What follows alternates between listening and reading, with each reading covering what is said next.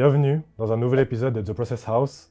Notre invité du jour est le fondateur de la startup Talent Nest. On accueille aujourd'hui Stéphane Popovic. Merci pour l'invitation, c'est un pur plaisir d'être ici. Stéphane, ça nous fait plaisir de t'avoir avec nous. Merci à vous. Donc Stéphane, aujourd'hui, il y a un nombre croissant d'entreprises qui évoluent dans le secteur du marketing digital. Yes. On entend beaucoup parler de visibilité sur le web, de promotion, de marketing digital. Concrètement, Talent Nest, vous faites quoi là-bas et où vous vous situez par rapport à ce flot d'entreprises qui évoluent dans ce secteur? Alors, c'est une très bonne question. À nos débuts, en fait, on a remarqué que c'était un marché qui était en train d'exploser partout, le digital marketing. Mais on s'est dit qu'il manquait quelque chose. Il manquait un challenger avec un œil un petit peu frais sur le marché, des stratégies nouvelles, disons vraiment avec un nouveau point de vue sur comment faire fonctionner un business en 2021. Et donc notre but, ça a été de réunir des jeunes qui ont la niaque, qui ont vraiment de l'ambition pour se faire une place sur le marché, que ce soit un développeur autodidacte qui a appris à coder quand il avait 12 ans ou un graphiste qui a appris à dessiner quand il avait 14 ans. C'est d'essayer justement de regrouper ces personnes qui ont appris leur game à un très jeune âge et de les faire travailler ensemble et de créer un résultat qui se démarque totalement de toutes ces entreprises qui sont un peu dans une fourmilière du digital marketing. Ok. Voilà. Donc en fait, c'est apporter un vent de fraîcheur dans ce domaine. C'est ça, se positionner un petit peu comme un challenger.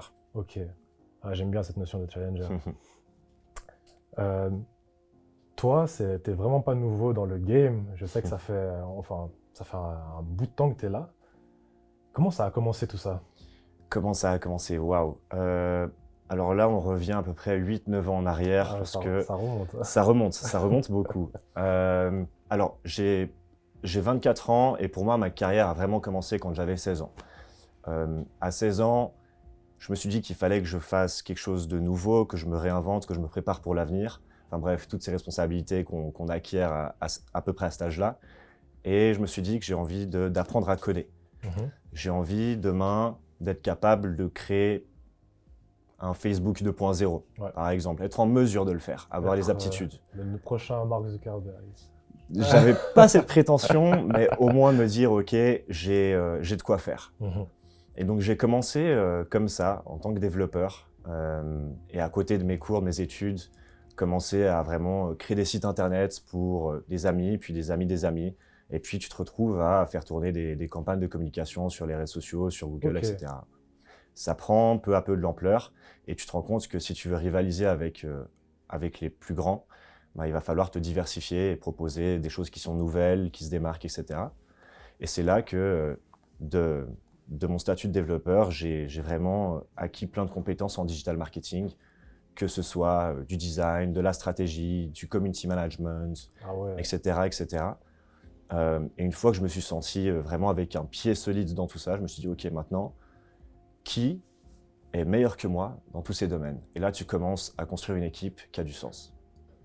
Et là, on arrive 8 ans plus tard avec une agence qui tient largement la route, qui tente de remporter des prix, qui tente de créer des projets qui sont innovants, qui sont beaux, qui méritent de l'attention, et on grandit. Donc en gros, ça a été vraiment un process, on peut dire. C'est ça, c'est ça. Tu as dû développer un panel large et varié de compétences, mais tu t'es pas retrouvé à un moment, disons, submergé par toutes ces connaissances que tu voulais acquérir? Totalement. Alors, comme beaucoup d'autodidactes, j'avais ce problème de vouloir tout faire seul, ce qui est une très très grosse erreur. Tu te retrouves vite à te dire que voilà, si tu veux réussir à gérer 10, 15, 30 projets à la fois, il va te falloir une équipe. Là, tu es obligé d'avoir des personnes avec forcément des points de vue différents sur les choses, des skill sets différents. Tu dois être capable de fédérer des gens qui viennent d'horizons variés et divers et de les faire travailler ensemble. Et à quel point tu dirais que la culture, c'est important au sein d'une entreprise quand tu la débutes?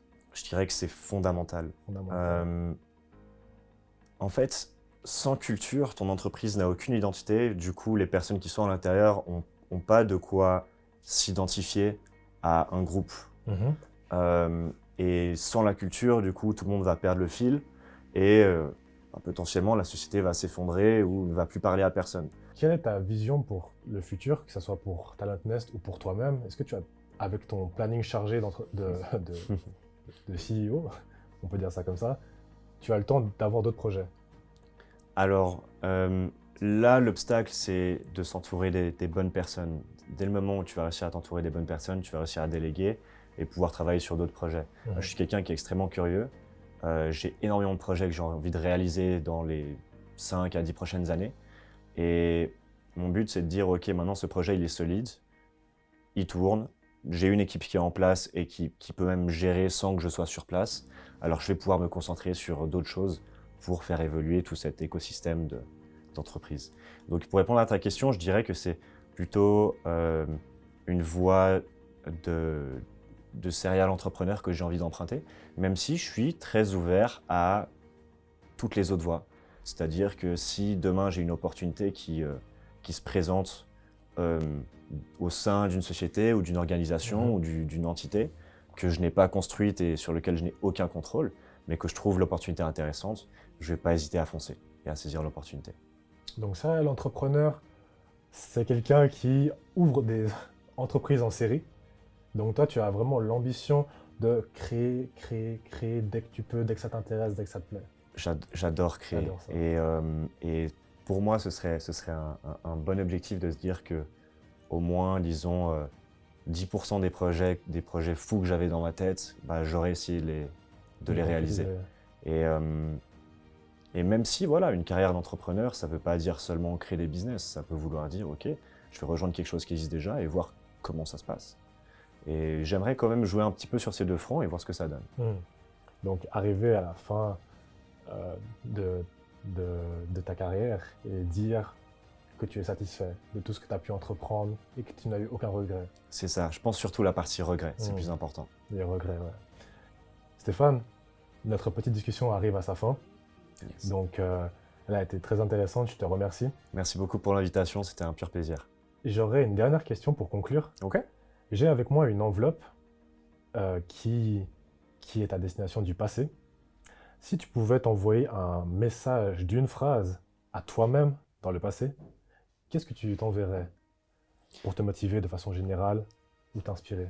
Il n'y a qu'une seule enveloppe. Il n'y a qu'une seule enveloppe. Il n'y a qu'une seule enveloppe. Et il y a de la place que pour une phrase.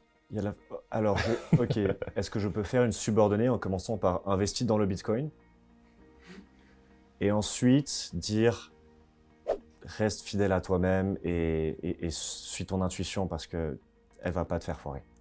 Suis ton intuition. Suis ton intuition. Et investis dans le Bitcoin. Et investis dans le Bitcoin et suis ton intuition. C'est noté. On a noté pour toi, Stéphane. On te l'enverra si possible. Magnifique, ça marche. Je remercie également l'équipe technique, sans qui cet épisode n'aurait pas pu être possible. Je remercie Mewtwo Beatmaker et Gfresco pour la musique. Allez voir leur travail sur Instagram, SoundCloud et Spotify. Allez voir également le travail de notre partenaire, Iana Custom, sans qui cet épisode n'aurait pas pu non plus être tourné. On arrive à la fin de l'émission. C'était le dernier épisode. Si vous avez raté le début, n'hésitez pas à aller sur notre site theprocesshouse.com pour voir tous les épisodes. Et si vous êtes en manque d'inspiration, ne vous en faites pas. Allez sur notre site également et checkez le mur de l'inspiration. Vous retrouvez toutes les citations originales de nos invités. En attendant, je vous dis trust the process. Ok, elle était bonne, on coupe. Ouais, c'est cool. Nickel. Les gars, je crois qu'on est bon. Stéphane, merci pour l'invitation. Juste un peu. Yes. Super, merci beaucoup. Merci à toi, man.